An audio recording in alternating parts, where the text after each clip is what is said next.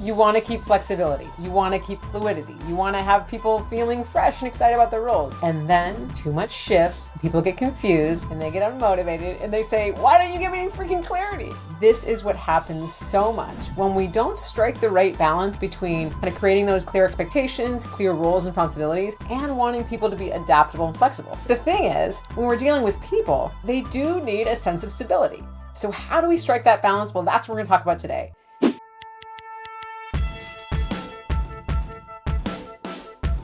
This is something that I see both with small business owners, founders, and also in big companies, because I think right now we really need our teams to be really fluid and flexible, our team members. We kind of need those T-shaped roles where people can go really deep, but also be general, because there are priorities changing. There are needs like technologically, right, changing, bringing on AI and really getting versed in more newer modern technology. So we need people to do that. I'm Lia Garvin, and this is the new Manager Playbook podcast, and I'm here to make managing your team the easiest part of your job, because dealing with people is hard enough, as we always say. Now, today is a fun one because I'm bringing in an Ask Me Anything question. So this is a question from a listener, and if you want to submit a question, please do. I will play it right here on the show. So you head to liagarvin.com/podcast, scroll down about a third of the way, and then there's a place to actually record a question that you can ask, and then I'll play it on the show, and then I'll answer it. So today this question comes from Stephanie, and let's hear the question now. Hi, Lia. This is Stephanie from Iowa. My question for you is, I own a health clinic, 2 of them actually, and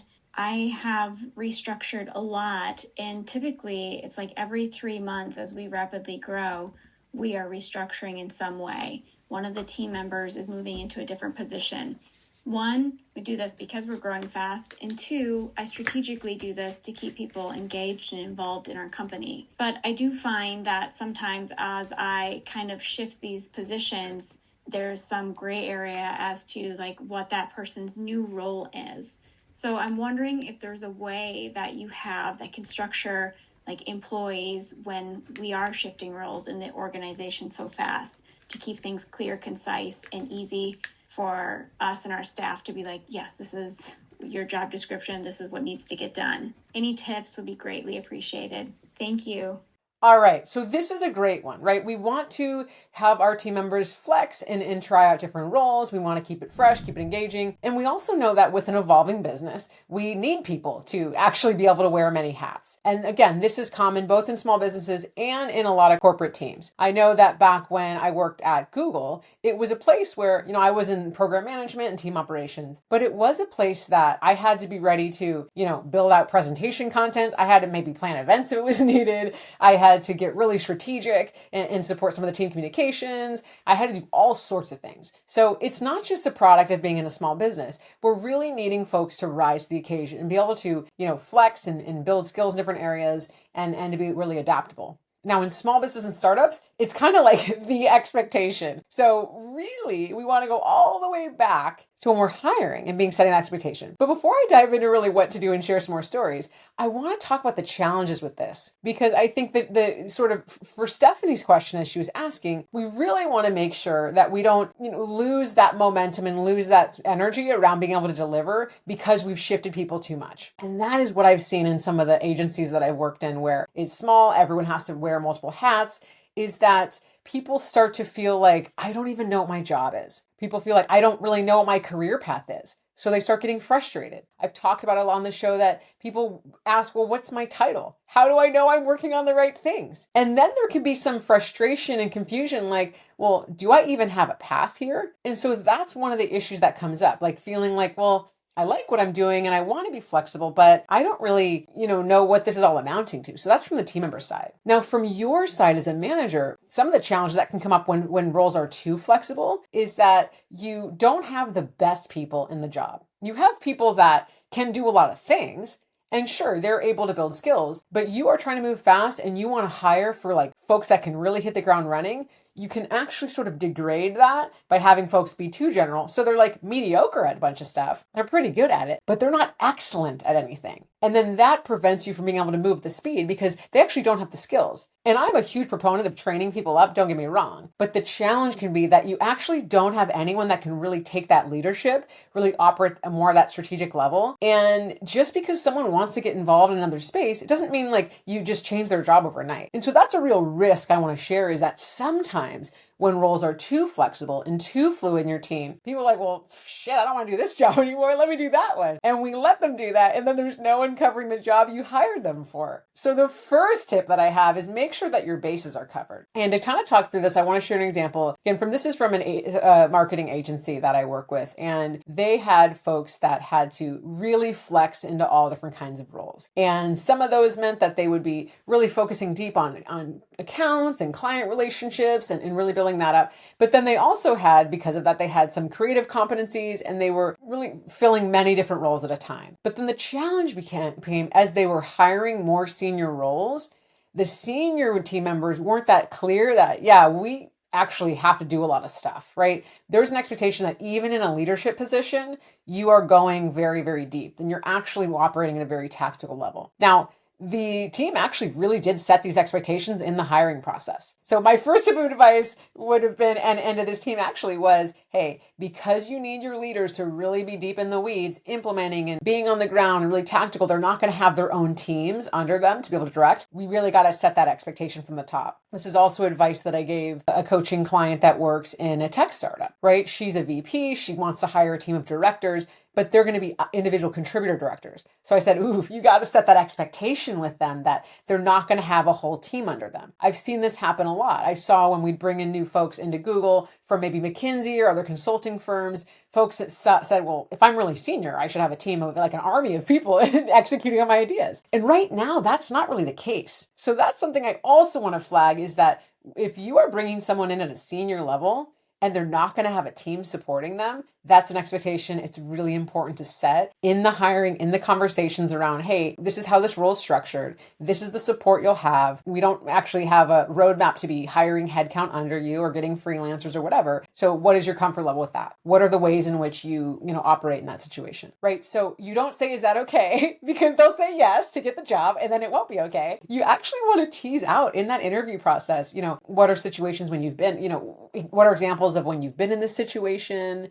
What's your comfort level with that? What are ideas that you have in order to really grow the role, even without that team under you, right? Things like that. So you get a sense of, are they just agreeing to something because they want the job? Or are they really thinking about how that will look when they get in the role? So that is the actual cornerstone of setting expectations around the fluidity, around having to go deep, is that we want to set that even before someone starts, because a lot of us find, we want to work in this company. We think the role's interesting. So we're like, yeah, sure, it'll be fine. And then it's not really fine. The same thing comes up in Stephanie's question when we want people to be able to shift around and try many roles. That's something you really want to establish before someone starts, and saying, hey, we run these 2 clinics. We are, a lot of folks, we kind of have a rotation. You do one role for a while and you sort of build up your skills and have some successes here. And then you're going to try this out. What are examples of what times you've done that in the past? What excites you about that? What are ways in which you will set yourself up for success with that model, right? So you're getting them bought in really early, because the alternative is they go, whoa, like I'm bait and switched. You pull the rug out from under me. I didn't sign up for this. And you get this challenge that you have folks that didn't really know what they're signing up for. So the expectation is set from the hiring to the onboarding to the day-to-day, all the way through. And then the last thing I want to say is we really, really want to make sure, even though folks are shifting roles and they're flexible and they're fluid, they do have clarity around, what is their job description in this moment? What are their key responsibilities? It doesn't have to be like a 5-page or 3-page, even a 1-page job description, but what are like the top 3 to 5 responsibilities that they're really owning? And then how do you measure success in that, right? Because we are in a day where it's not just getting that job done. That's not success. It's probably, and I actually encourage folks, it's about going above and beyond. How do you excel in this role? What does it mean to exceed expectations? What are the ways we're measuring success? What is that person's KPIs or SMART goals or whatever it looks like, metrics, for that person to really know, okay, this is the way that I do a good job. And then also helping that person see, like, here's the transferable skills that are going to help set me up, but also These are the things that are going to actually shift when I move into a different role. And then the last thing, I know I said last thing, but I had to say one more thing. When you actually shift someone into new responsibilities, it's important to really draw that line of like, hey, are they doing both things now? Are they actually winding down one focus and starting another one? Is this really a new job? Because that's going to get their head in the space of like really being able to focus. I think the biggest challenge that can show up when we have folks that are just kind of picking up whatever task is here and there is it's very similar to what I said, like when you don't have folks that are really experts, you just have people kind of like generally hopping from one fire to the next, and we don't really get a ton of sense of completion there. So saying, hey, in this new role, in this rotation, in this new focus, in this quarter, these are the key priorities. Here's how we're measuring success. Like, do you have everything you need? What can I do to support that? And continuing to establish that. Because even when someone says, I want to have more, I like that it's fresh and it's exciting. My role's always changing. Yeah, that's all great, like day one, day two. But when we don't really know how to be successful in that,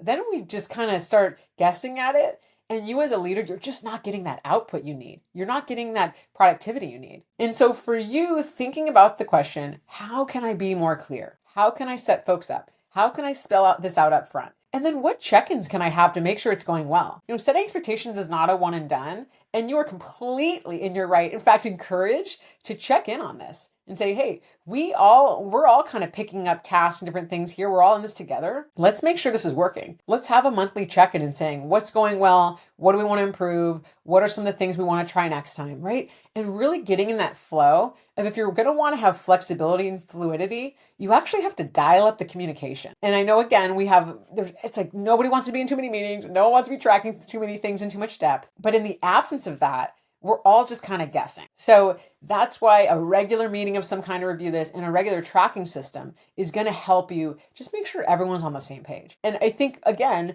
the expectation right now is that people in general like flexible and fluid and adaptable in a sense, but we have to say what that looks like in your specific company or environment. All right. So I know this is a big one, but I think there's a lot of real seeds planted today. And if you want to dive into any of this deeper, this is really the kind of stuff that I cover with my Ops Playbook program and some of my business consulting. So would love to support, answer any questions. And of course, if you have a question, just like Stephanie shared, head to liagarvin.com/podcast, record a question, and I will play it and answer on the show. And it's so much fun to hear from you listeners. I love being able to answer specific questions and then bringing it to more of you through like, okay, here's some of the parallels where this takes shape. So I cannot wait to hear more of your questions. And as always, if you need support, head to hello@liagarvin.com and let me know what you need. See you next time.